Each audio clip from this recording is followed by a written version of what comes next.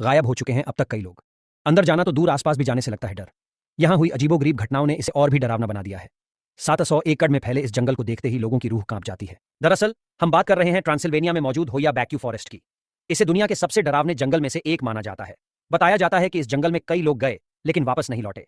जंगल के अंदर जाने के बाद सैकड़ों लोग रहस्यमयी ढंग से लापता हो गए, जिनका अभी तक सुराग नहीं मिल पाया है। इतना ही नहीं, इस जंगल से एक गड़ियारे के 200 भेड़ों के साथ गायब होने की बात भी कही जाती है।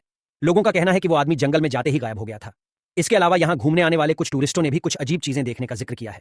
जंगल के आसपास रहने वाले लोग बताते हैं कि कुछ लोगों ने इस जंगल के अंदर जाने की हिमाकत की थी। जब वे जंगल के अंदर पहुंचे तो अचानक भयानक रैशेज, सिरदर्द और त्वचा पर जलन शुरू हो गई थी। ये जंगल तब लोगों के बीच चर्चित हो गया जब साल 1960 में यहां एक यूएफओ देखने का दावा किया गया था। इन रहस्यमयी घटनाओं के चलते ही इस जंगल को रोमानिया या ट्रांसिल्वेनिया का बरमूडा ट्रायंगल भी कहा जाने लगा। इस जंगल में पेड़ मुड़े हुए और टेढ़े मेढ़े ज्यादा है, जो दिन के उजाले में भी डरावने लगते हैं।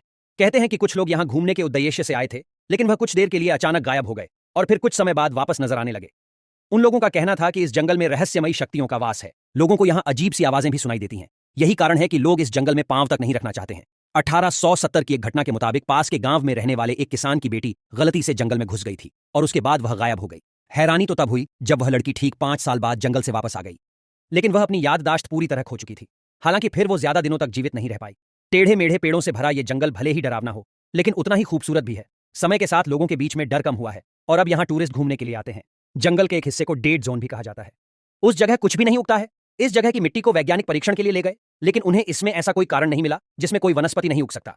इस जगह जब आप प्रवेश करेंगे तो लगेगा आप बाकी दुनिया से अलग थलग हैं। यहां आने वाले ज्यादातर लोगों को समझ नहीं आता कि वे कहां हैं और कितना समय बीत चुका है।